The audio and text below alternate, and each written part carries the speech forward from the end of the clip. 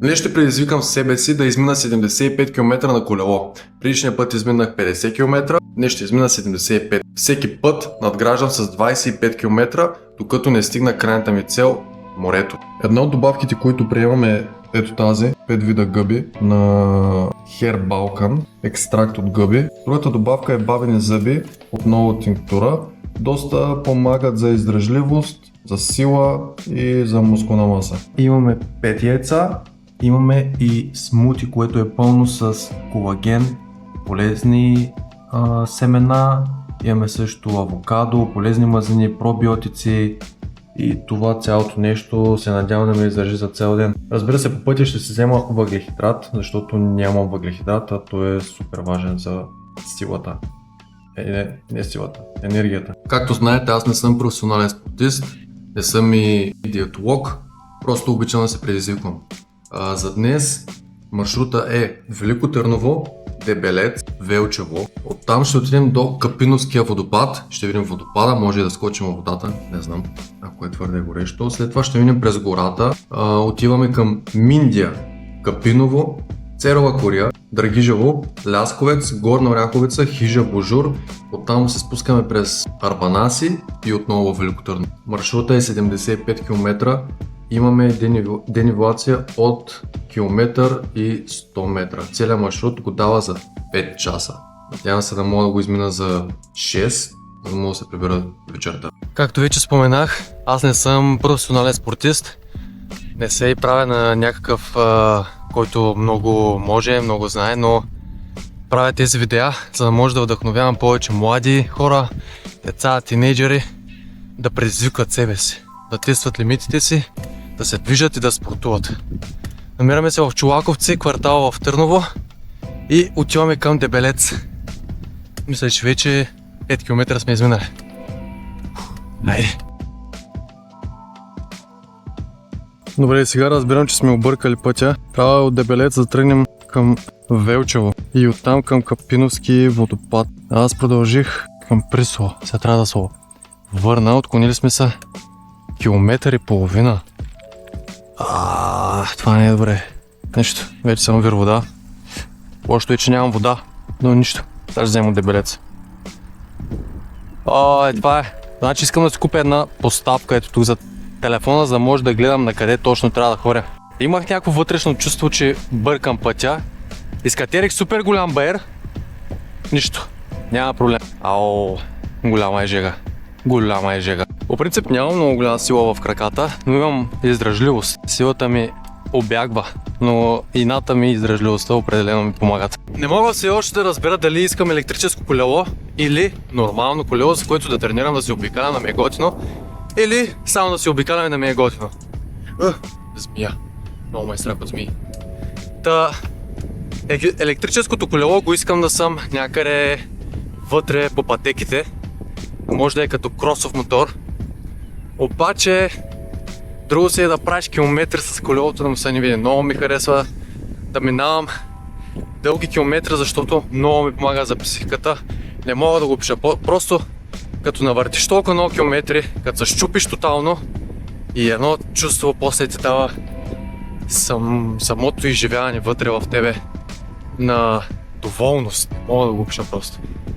Електрическото колело просто имам много готини идеи за видеа и затова много искам електрическо колело. Но все още си карам това, тренирам си, съм си доволен. За сега и на това съм доволен. Продължаваме, значи върнахме се, почти бяхме се стигнали до Присово, който от Велико Търново знае. Върнах се до Дебелец, около 2 км и сега продължаваме към Капиновския манастир. Минаваме по най-прекия път, 17 км мисля, че. Минаваме през Велчево, после Капиновски манастир. Там имаме водопад, има и басейн. Навънка е мръсна жега. Взех си поне вода, взех си някакви вафли без захар с лимец. Би трябвало да дадат енергия. Сега разбирам, че пътя е тесен тук, но защо винаги трябва... не винаги, но 1 на 10 с колите никога не отбива пола вляво да ме заобиколи. Така нарочно се натиска в мене. Не всеки го прави, обаче защо го правите, бе, хора? Че аз не съм за пътя, не съм. че нямам жилетка, нямам, че каска нямам. Обаче защо трябва да натискате велосипедисти понякога нарочно? Няма коли, няма никой. Бях в магазина и се чудих каква захар да се взема, защото все пак захарта е важна. Натуралната захар, не тръстиковата или бялата захар. Дали мед, дали някакъв плод.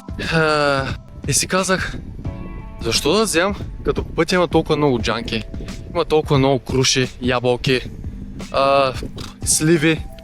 Има ли смисъл изобщо да си купувам нещо, да ставам парите, като до сега минах поне 10 на дървета джанки. Натурална захар. Айде, малко киселина. Да, просто като вие някакъв джанка водка, смърди на война. Да, определено няма да вземам джанки тук. Просто спирам, ям джанки, като ми падне захарта и продължавам. Ето го и Велчево. Направих една бърза пауза, hydration break, защото жегата е убийства. Сега малко паднаха облаци, обаче ще да пригрея. Всеки много бързо ожаднявам. А водата е ледена. В момента не мога да я пия. Но имаме още около 7 км до Капиновския манастир. Между другото, от предишния поход, ето тук на бицепса, на другия ден ставам и поглеждам кърлеж. Чуй съм много дали да кажа на Маргарита, защото тя веднага: доктор, бърза помощ, веднага! По принцип си е опасно, да, когато се забие кърлеж, но аз просто го изварих с пинцета. Уверих се, че главата му е върху тялото, нямаше нищо върху ръката ми. Все още е зачервено. Малко се притеснявах дали да отида да си бия тетанус и да го оставя да се изследва. Кърлежа все още е в нас. За щастие нищо ми няма, значи кърлежа не е бил заразен. Не препоръчвам да правите така. Ако на вас ви се случи кърлеж да ви се забие, не го бъдете, идете на доктор. Нека професионалист се погрижи за вашето здраве. Капиновски манастир.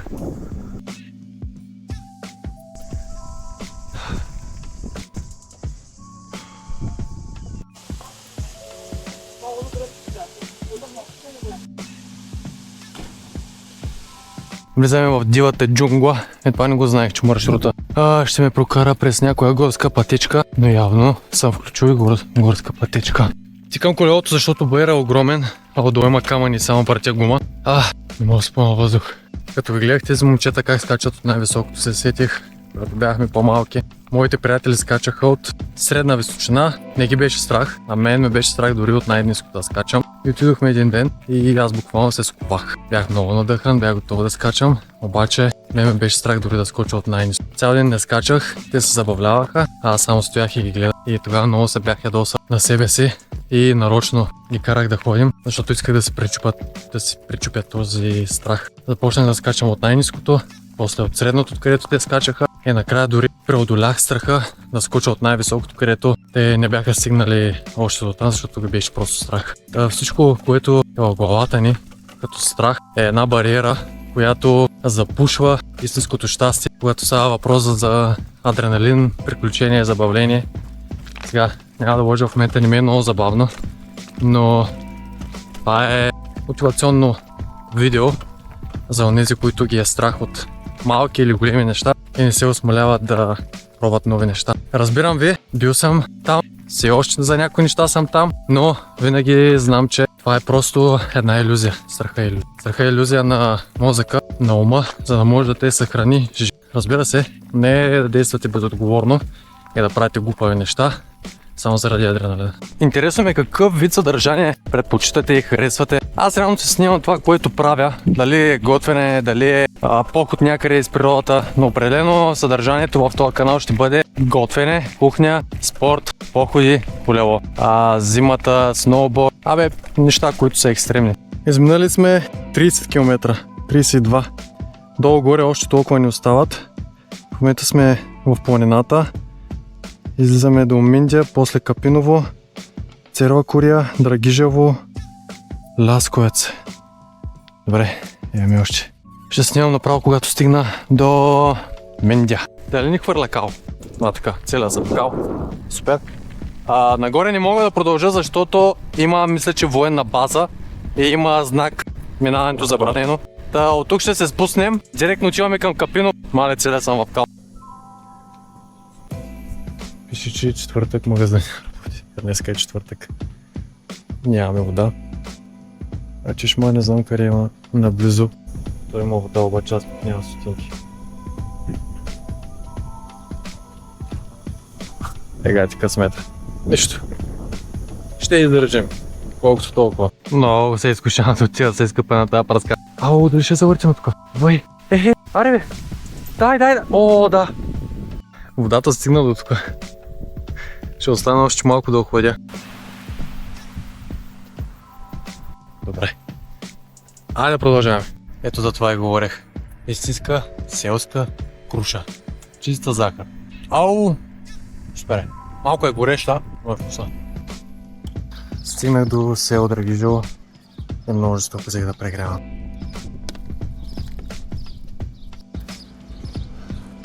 Продължаваме към Лясковец.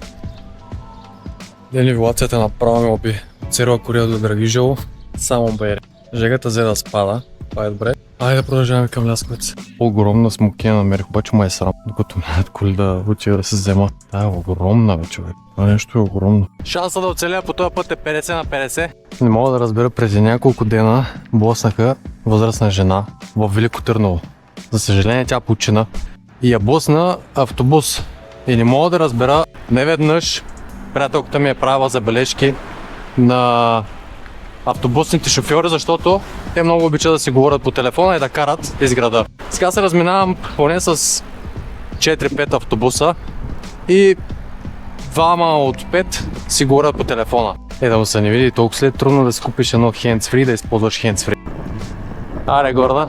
Добре, се качвам да тротуара. Спирал съм поне 5-6 пъти да възстановя, да пия вода и честно казвам на няколко пъти просто бях готов да се откажа, да звъна на Маргарита и да й кажа, моля те, просто ела ме вземи, не издържам вече. Обаче не, вътрешно, когато наблюдавате себе си и в тези моменти, които просто психиката ви и умът ви казва, сега трябва да се откажем вече, не мога повече, нямаме сили, ще умрем, не можем повече. Точно тогава трябва да си кажете не, можеш, чуваш малко и продължаваш. Така е в живота с вашите цели и с вашите мечти. Не се отказвайте, борете се, всичко е възможно. Всичко е в ума ви само. Абсолютно всичко е възможно. Разликата между електрическо е нормално. Плюс 20 кила, минус 20 кила. Стигнахме и до хижата. Тук знам, че има чешма, със сигурност има чешма. Мислех, че пътя до Търново или поне пътя до Арбанаси ще бъде само на долнище, обаче се оказа, че е черен път. Каза се, че е черен път и е на горнище, а това колело вече му се стопиха лагерите. Часът вече е 6 без 15. Почти 6 часа въртя това колело. 6 часа в най-голямата жега. Без много храна, тръгнах без вода. Съм изпил около 3 литра вече. Мали. Ей, тук е сега ще има прибиване. Ооо! За малко да стане Андибол Морков на земята. Видях една табела Велико Търново 2 км, обаче пътя изглежда малко не е за велосипед. Охо, бой! Тук дори има удивителен, че е стръмно. Тук ако съм на спирачки, дори не мисля, че... Не спира. Не разправих експерименти. Маля, нямам никакви спирачки, бе. Предната, това е до край. Задната, това е до край. Не знам, прегряха ли, кой ми стана. С чакви гадини ма полепнаха. Целият съм мизерен, изгорял съм, но гледката ми кава. Ето е там е Велико Търново, почти стигнахме. Пътят е затворен. Той е затворен, ама не за колела. Няма нито една кола. Ето го и Царевец. Добре дошли в Търново.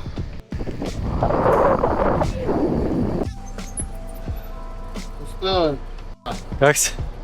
Правя 75 км на колело. На 12 часа на обяд тръгнах. Първо Дебелец, Капиновски манастир. Оттам по някакви чукари тръгнах нагоре. Капиново, Драгижево, Лясковец, Горна, Хижа Божур и от Хижа Божур до тук. Тръгвам, брат, че отивам, искам да се къпя. Айде!